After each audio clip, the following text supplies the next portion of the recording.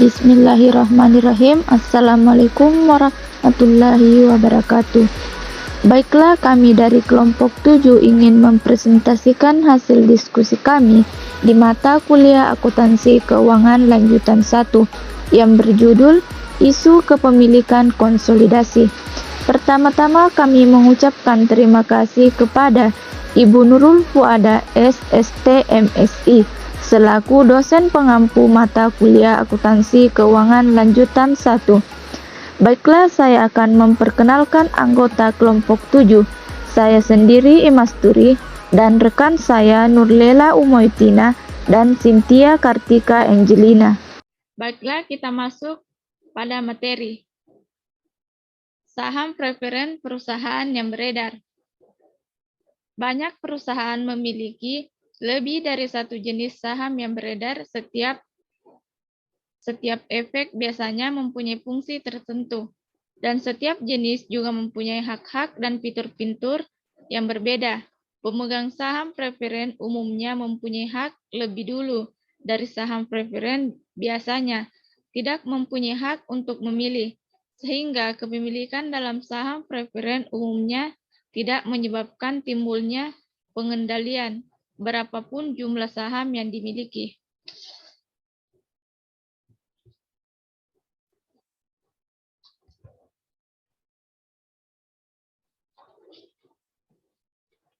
Konsolidasi dengan saham preferen anak perusahaan yang beredar. Penyusunan laporan keuangan konsolidasi jumlah ekuitas pemegang saham anak perusahaan yang menjadi hak pemegang saham preferen harus ditentukan terlebih dahulu sebelum melakukan eliminasi kepemilikan saham biasa. Jika induk perusahaan memiliki sebagian dari saham preferen anak perusahaan, maka bagian atas saham preferen tersebut harus dieliminasi. Bagian dalam preferen anak perusahaan yang tidak memiliki induk perusahaan dialokasikan kepemilikan minoritas. Kita masuk pada contoh soal. 1. PT Induk membeli 80% saham biasa PT Anak pada tanggal 31 Desember 20X1 pada nilai buku sebesar 240 juta dan mencatat investasi menggunakan metode ekuitas dasar. PT Induk memperoleh laba dari operasi terpisah sebesar 140.000 di tahun 20X1 dan mengumumkan dividen sebesar 60 juta.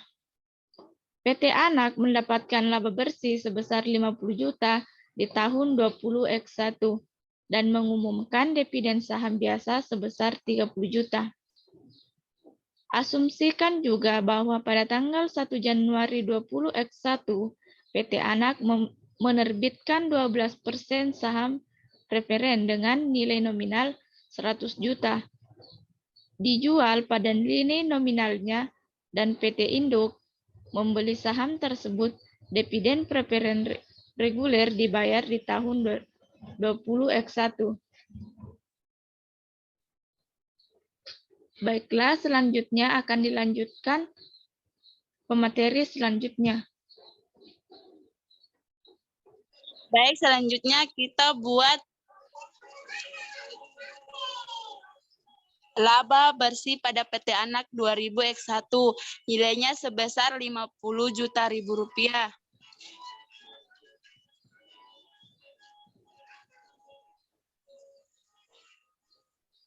Dikurangi dividen preferen sebesar 10 juta kali 0,2, nilainya sebesar 12 juta.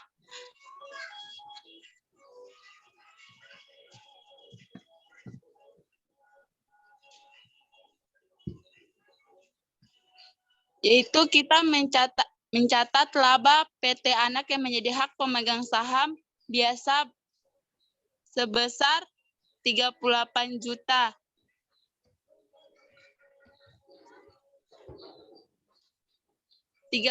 Juta dapat nilai dari 50 juta dikurangi 12 juta. Dapatlah laba PT Anak yang menjadi hak pemegang saham biasa.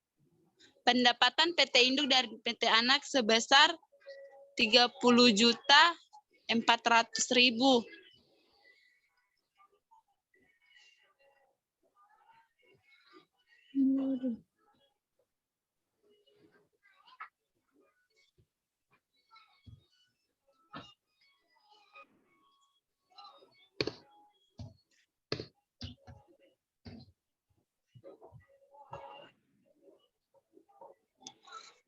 Selanjutnya dividen perven pada PT Anak. Nilainya sebesar 12 juta.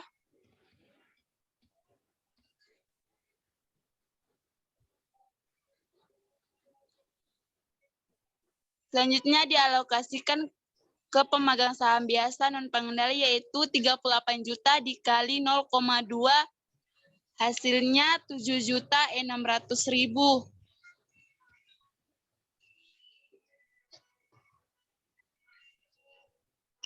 12 juta dikurangi 7.600.000 dapatlah 19.600.000 pendapatan kepemilikan non pengendali. Selanjutnya kita membuat jurnal eliminasi. Kita mengeliminasi pendapatan dari anak perusahaan, yaitu pendapatan dari anak perusahaan nilainya sebesar 30.400.000 pendapatan dari PT Anak dan PT Induk. Selanjutnya dividen diumumkan saham biasa sebesar 24 juta.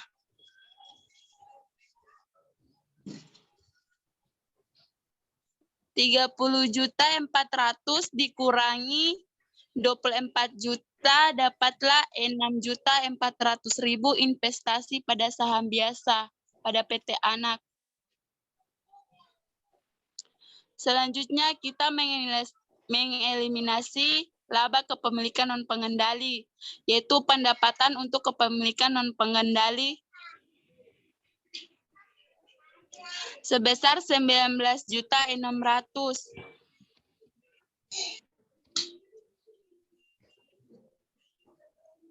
Dan dividen diumumkan saham perven sebesar 12 juta.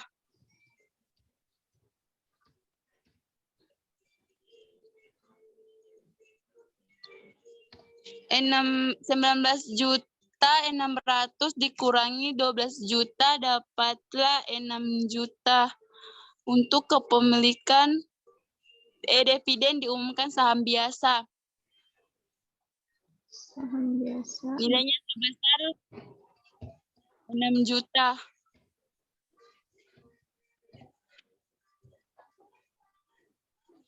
Kepemilikan non pengendali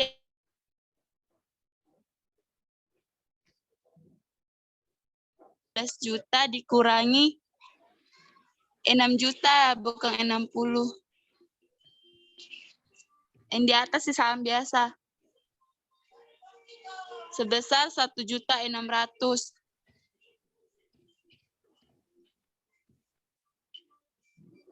Di atas bukan 60 tapi 6 juta. 6 juta? Iya.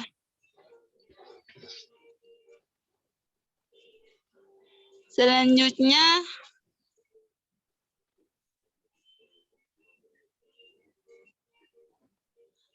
kita mengolokasikan laba kepemilikan minoritas. Saham biasa pada PT Anak nilainya 200 juta. Itu dapat dari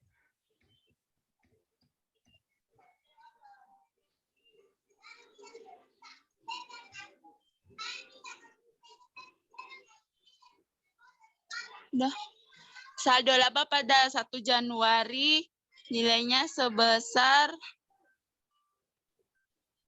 100 juta.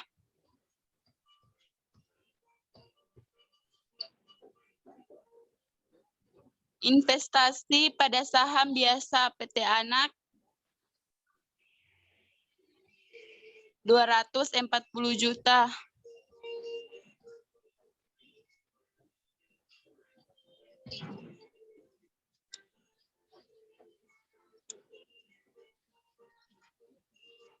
Kepemilikan non pengendali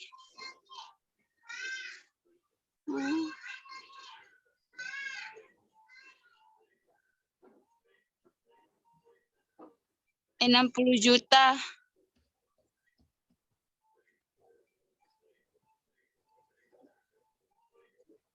Kita membuat mengeliminasi investasi saham biasa awal, yaitu saham biasa pada PT Anak sebesar 100 juta.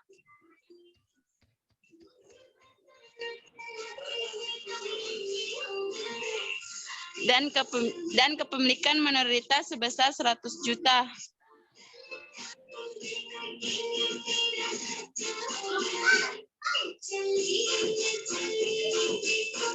Itulah jurnal eliminasi pada PT Anak dan PT Perusahaan. Selanjutnya saya serahkan kepada pemateri ketiga.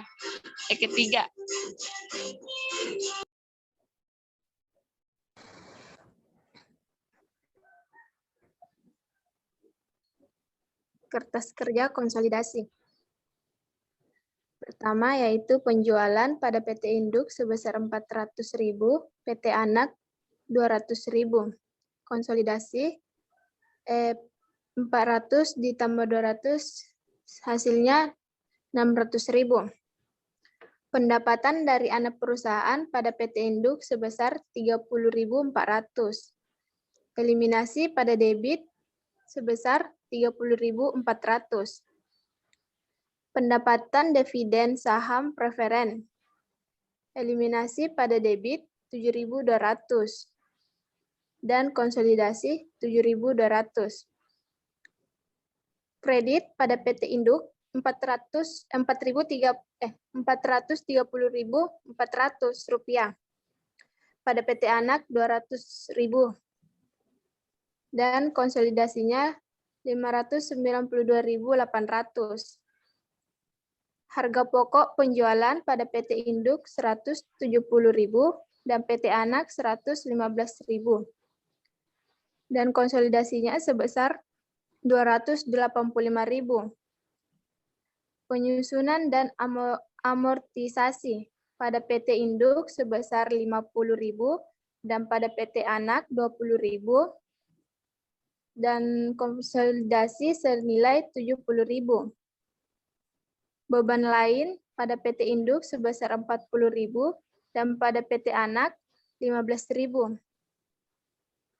Dan konsolidasi sebesar 55.000. Debit pada PT Induk 260.000 dan pada PT Anak 150.000. Konsolidasi senilai 410.000. Pendapatan untuk kepemilikan minoritas. Eliminasi pada debit 12.400. Konsolidasi senilai 12.400. Laba bersih dibawa ke depan.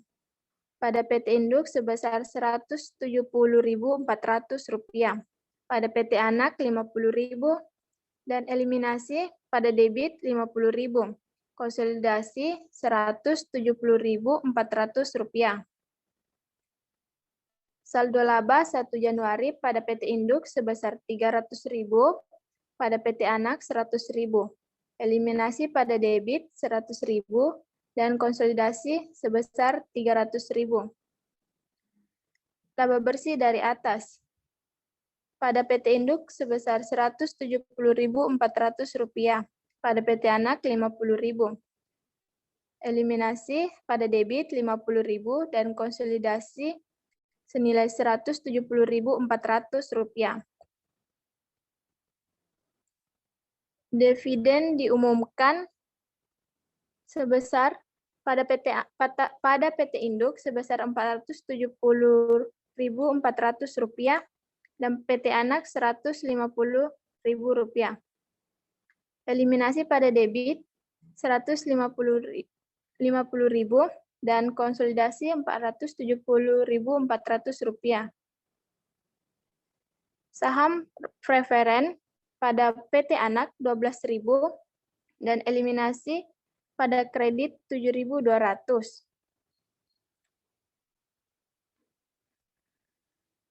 Saham biasa 60.000 pada PT Induk dan pada PT Anak sebesar 30.000. Eliminasi di kredit sebesar 24.000 dan konsolidasi 60.000. Saldo laba 31 Desember di bawah ke bawah. Pada PT Induk sebesar Rp410.400, pada PT Anak 108.000 dan eliminasi pada debit 150.000 dan kredit 42.000 sehingga konsolidasi senilai Rp410.400. Kas pada PT Induk sebesar 164.000 dan PT Anak 163.000. Konsolidasi 327.000. Piutang usaha pada PT Induk 75.000 dan PT Anak 50.000. Konsolidasi senilai 125.000. Persediaan 100.000 dan persediaan pada PT Induk 100.000 dan PT Anak 75.000 sehingga konsolidasi 175.000. Tanah pada PT Anak pada PT Induk 175.000 dan PT Anak 40.000 sehingga konsolidasi 215.000. Bangunan dan peralatan pada PT Induk 800.000 dan PT Anak 600.000. Konsolidasi 1.400.000. Investasi pada saham preferen Anak PT Anak pada PT Induk sebesar 100.000 dan eliminasi pada kredit 60.000. Konsolidasi 40.000. Investasi pada saham biasa PT Anak pada PT Induk Rp246.400. Eliminasi 6.400. Debit pada PT Induk sebesar Rp1.660.400. PT Anak Rp928.000. Dan eliminasi pada kredit 240.000. Konsolidasi 2.282.000. Akumulasi penyusunan pada PT Induk sebesar Rp250.000, pada PT Anak 220 dan konsolidasi 470.000. Utang usaha pada PT Induk sebesar 100.000 dan PT Anak sebesar 100.000 sehingga konsolidasi 200.000. Utang obligasi 400.000 pada PT Induk dan pada PT Anak 200.000 sehingga konsolidasi 600. Saham preferen pada PT Anak sebesar 100.000 dan eliminasi pada debit 100.000. Saham biasa pada PT Induk sebesar 500.000 dan PT Anak 200.000. Eliminasi 200.000 di debit dan konsolidasi senilai 500.000. Saldo laba dari atas pada PT Induk sebesar Rp410.400. Pada PT Anak 108.000 dan eliminasi pada debit 150.000 dan pada kredit 42.000 sehingga konsolidasinya sebesar Rp410.400. Kepemilikan minoritas pada eliminasi di kredit sebesar 40.000 dan konsolidasi 1.600 rupiah.